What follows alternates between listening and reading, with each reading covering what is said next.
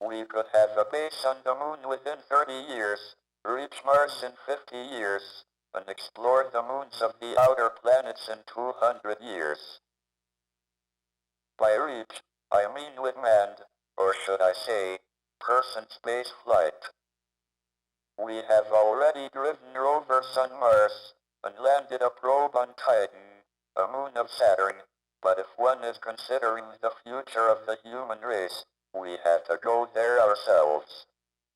Going into space won't be cheap, but it would take only a small proportion of world resources. NASA's budget has remained roughly constant in real terms since the time of the Apollo landings, but it has decreased from 0.3% of US GDP in 1970 to 0.12% now. Even if we were to increase the international budget 20 times to make a serious effort to go into space, it would only be a small fraction of world GDP. There will be those who argue that it would be better to spend our money solving the problems of this planet, like climate change and pollution, rather than wasting it on a possibly fruitless search for a new planet.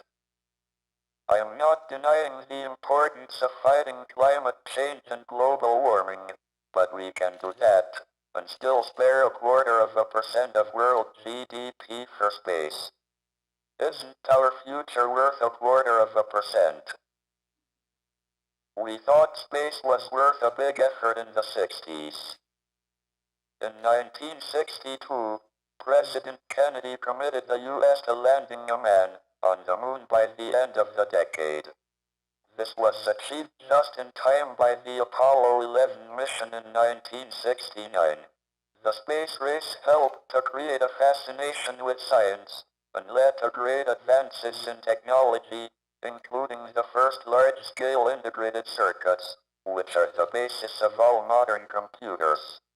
However, after the last moon landing in 1972, with no future plans for further manned space flight, public interest in space declined.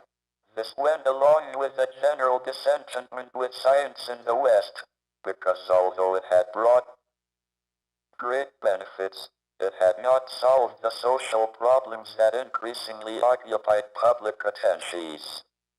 A new manned space flight program would do a lot to restore public enthusiasm for space and for science generally.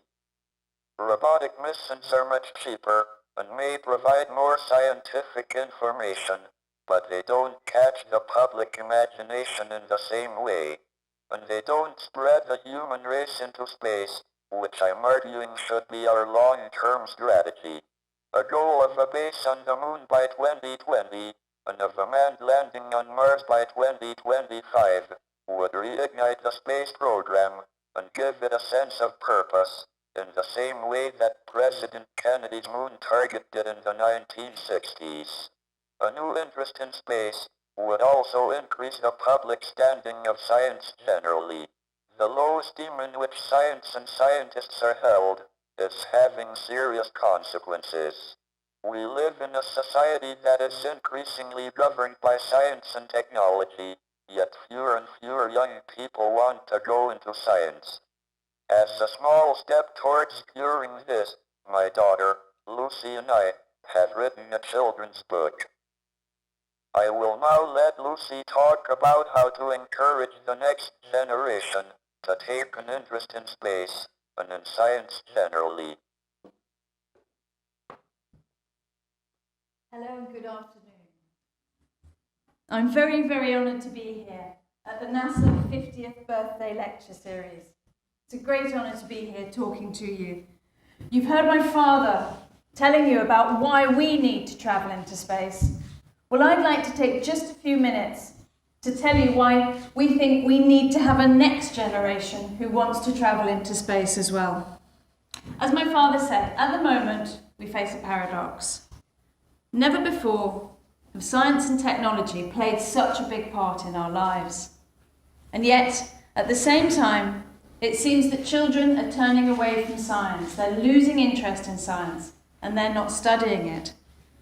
So I'd like to talk a bit about what we learn from children, what we learnt about children and science education, and how NASA makes a great contribution to ensuring that the next generation does engage with science. Last year, my dad and I published a book for kids. It's an adventure story in which all the adventures are based on real science. It's about a little boy who lives next door to a scientist. And this scientist has an amazing computer called Cosmos. And Cosmos is so powerful and so intelligent, he can draw a doorway through which you can walk to any part of the known universe that you want to visit.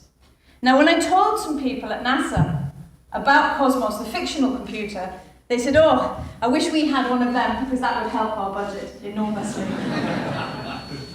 Now, my father wanted to work on this project because of his high level of concern about children and science education.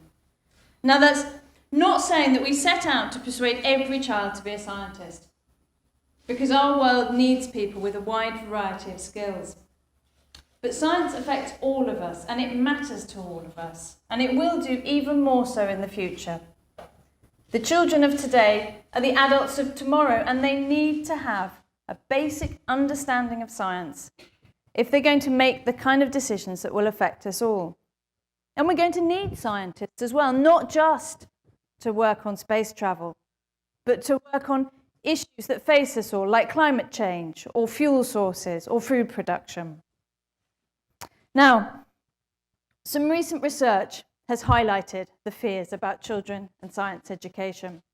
In the United Kingdom, a recent survey found that a third of UK school children believe that wartime Prime Minister Winston Churchill was the first man to walk on the moon. I'm sorry about that.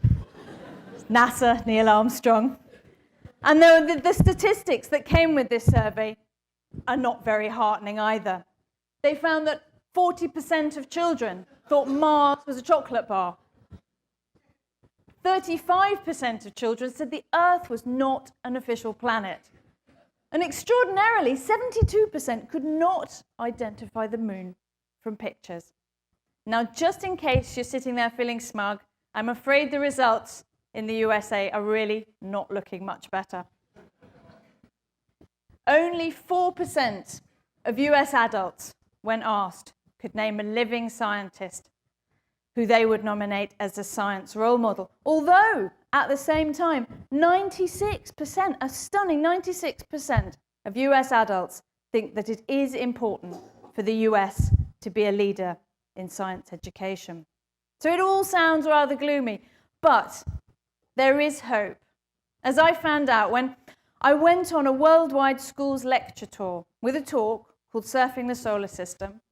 It's about the sort of concepts of astronomy and theoretical physics that we set out to cover in our book.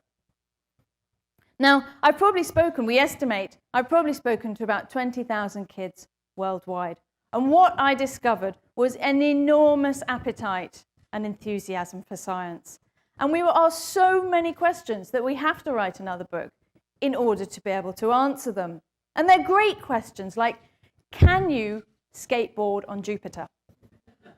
And what my personal favorite is, what does happen if you get to the edge of the universe? Now, you could say that we're just lucky, that we've got the rock star end of science at our disposal. And without a doubt, I can tell you that black holes presented by Stephen Hawking, explained simply for kids, is a winner. We had them with us all the way. But more seriously, some research at universities in the UK shows that a significant percentage of students studying sciences, and I mean across the board, this isn't just physics, report that their interest in science was sparked by exactly these topics. They went on to become scientists because of an early interest in astronomy and the exotic phenomena of theoretical physics. That space has the power to capture children's imagination and engage their curiosity, there seems absolutely no doubt. And we have never needed to do this more urgently.